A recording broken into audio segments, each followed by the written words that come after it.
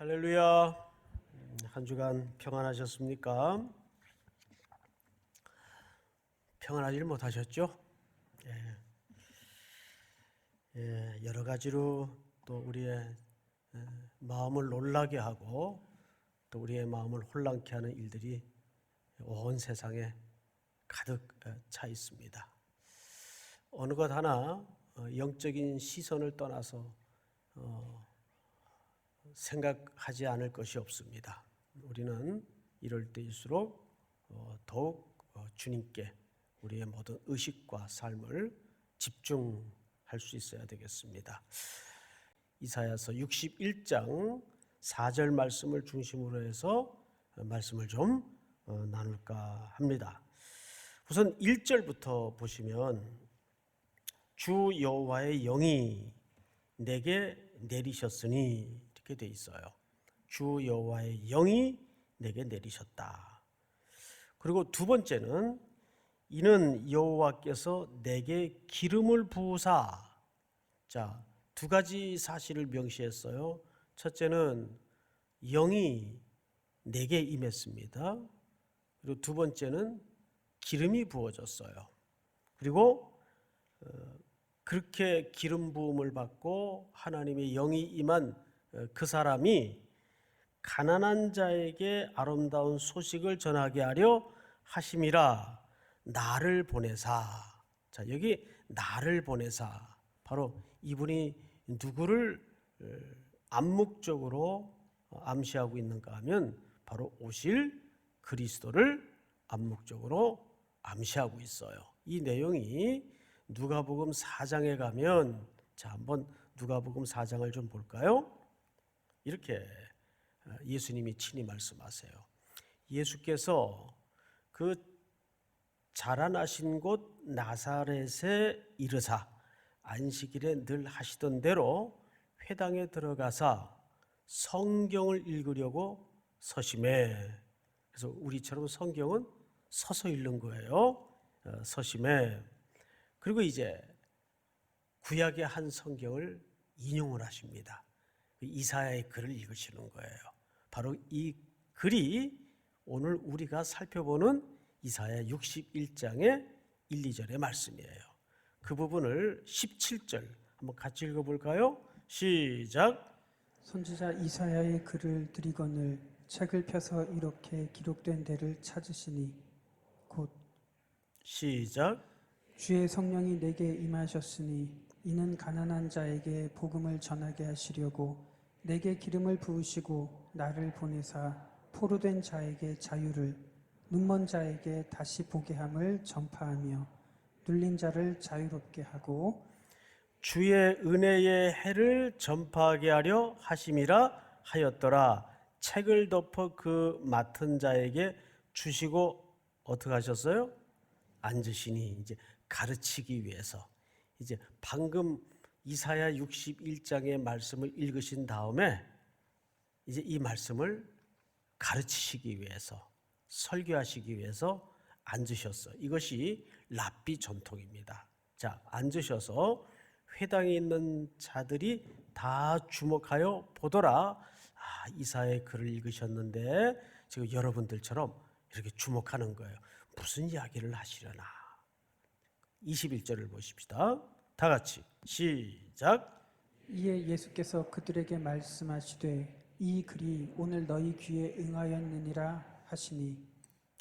이 글이 오늘 너희 귀에 뭐 하였느니라? 응하였느니라. 누구를 가리키는 거죠? 바로 예수님 자신을 가리키는 거예요. 그래서 오늘 이사야 61장을 눈을 돌려서 다시 보시면 이렇게 되어 있습니다. 주 여호와의 영이 내게 내리셨으니.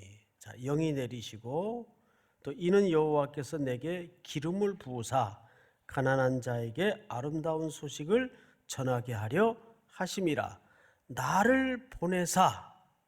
자, 여기서 나를 보내사라는 말은 바로 누구를 보내실 것을 예표한 예언의 말씀이죠.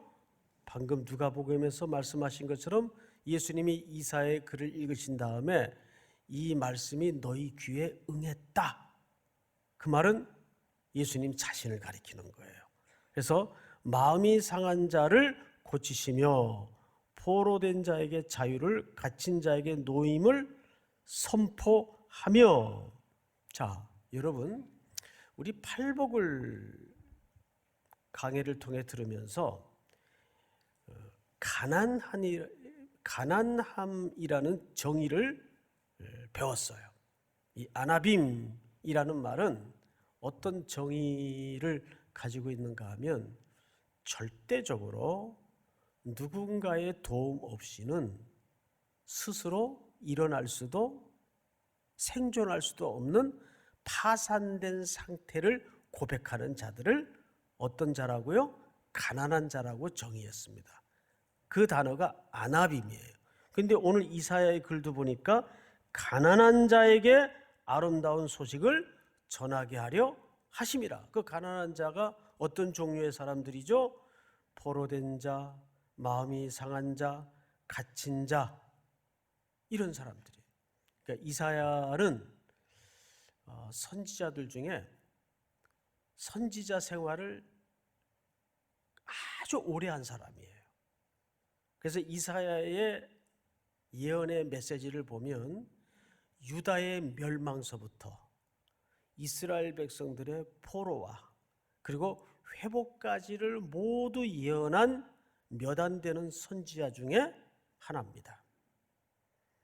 근데 오늘 그 내용의 정점을 이사야 61장에서 소개하고 있는 거죠. 2절을 한번 보십시다. 제가 읽겠습니다. 여호와의 은혜의 해와 우리 하나님의 보복의 날을 선포하여 모든 슬픈 자를 위로하되. 자, 여러분, 여기 극단의 두 날을 이사야 선지자가 소개하는데, 하나는 무슨 날이에요? 은혜의 날이에요. 은혜의 해. 또 하나는요, 보복의 날이에요. 근데 이 두 날은 사실 같은 날입니다. 어떻게 이 두 날이 같은 날일까요?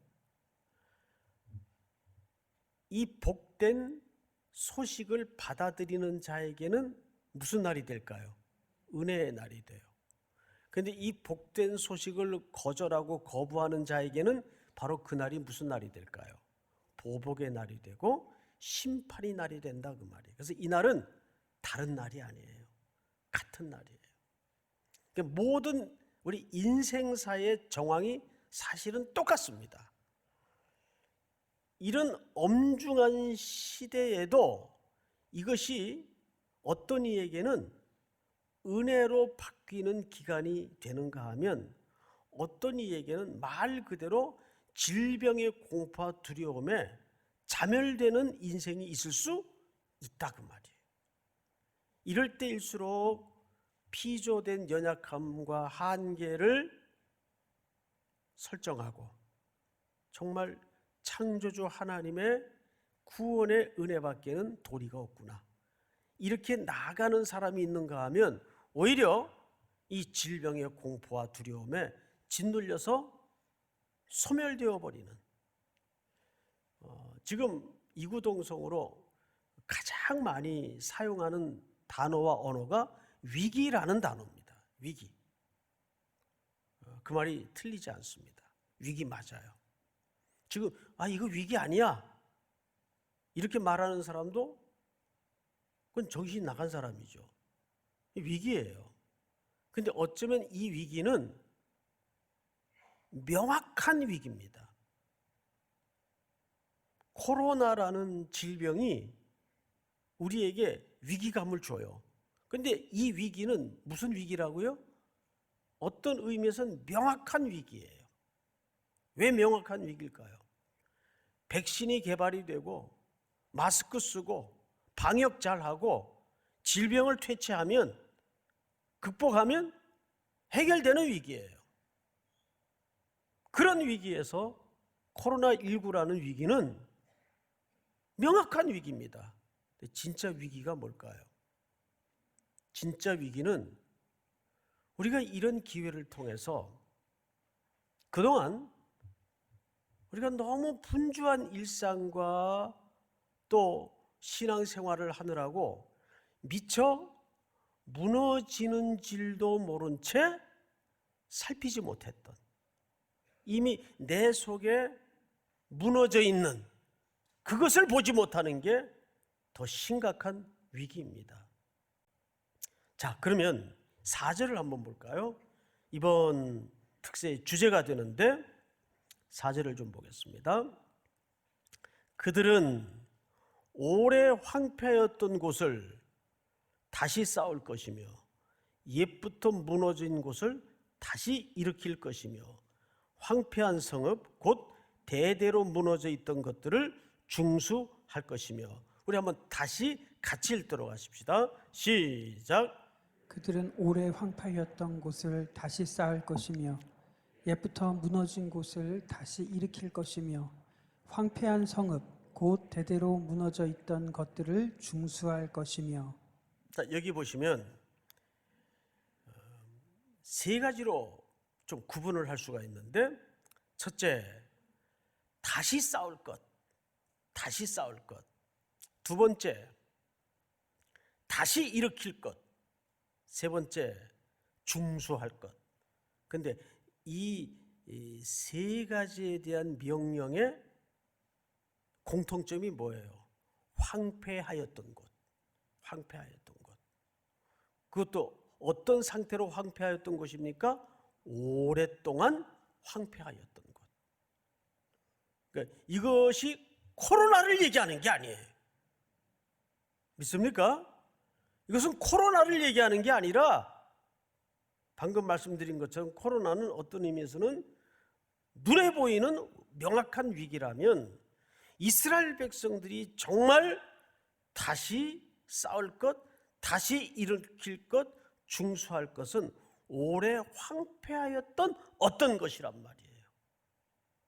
물론 눈에 보이는 것은 그들의 고토예요. 예루살렘 성이요, 그들의 고향 땅이 지금 다 황폐되어 있어요. 그럼 과연 그 황폐가 어떤 것을 말하는 것인가?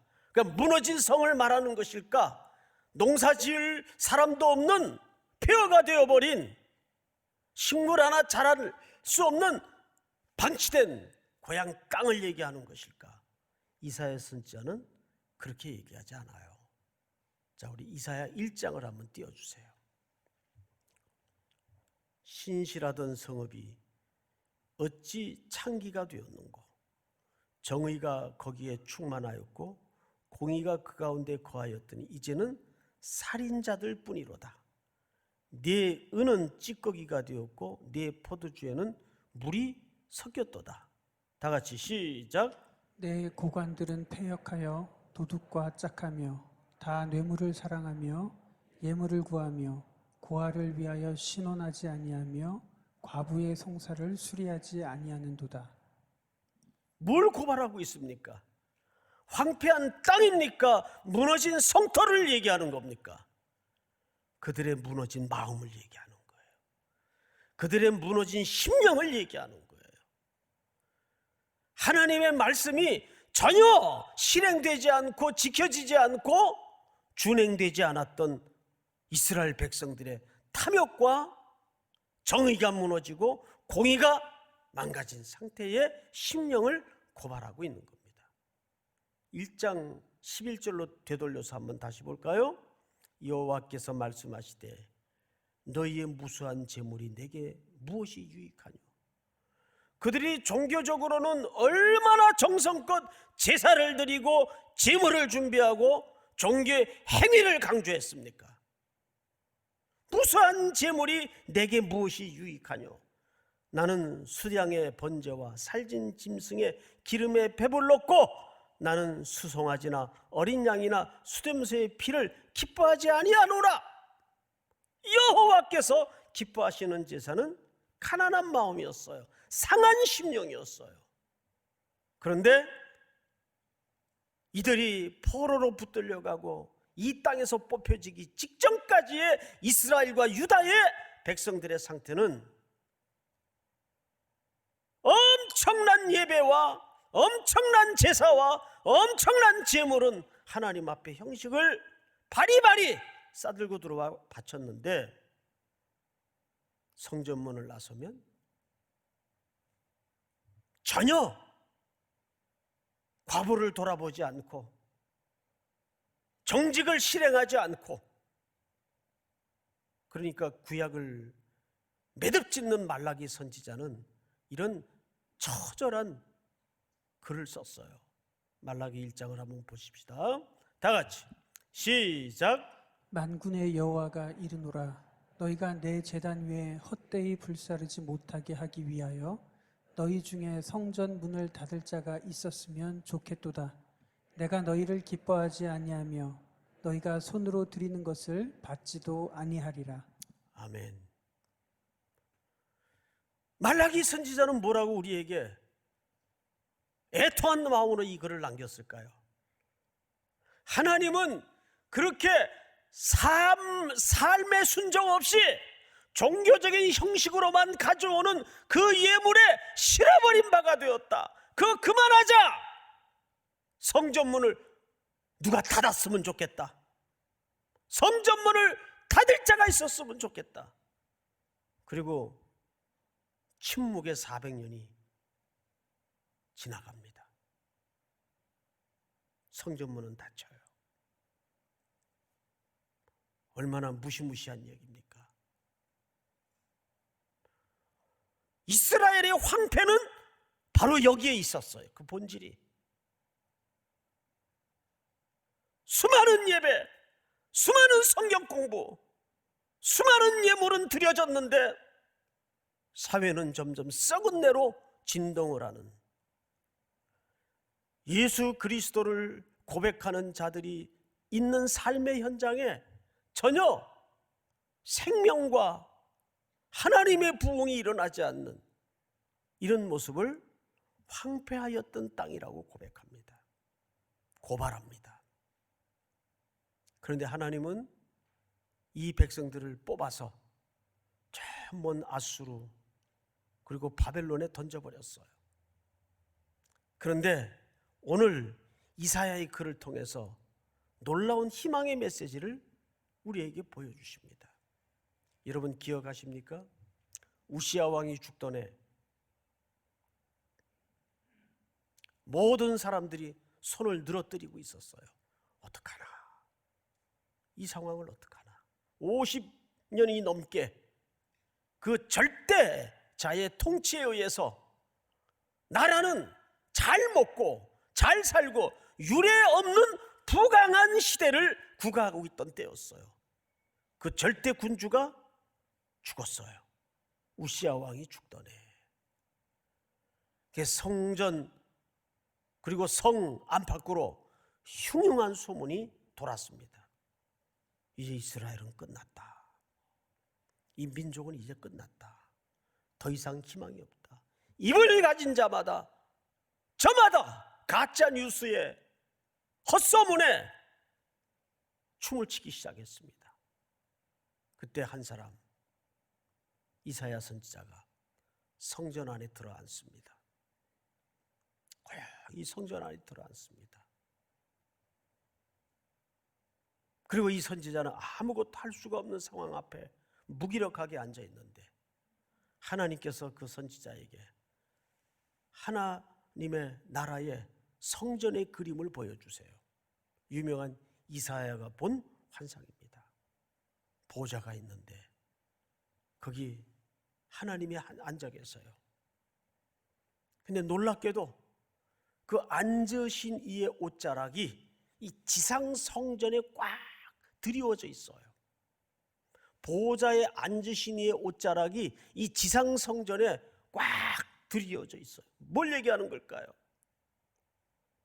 모두가 망했다, 끝났다, 절망이다 고발하고 소리치고 울부짖을 때 하나님은 그 그림을 통해서 이사야에게 뭘 말하고 싶었던 걸까요?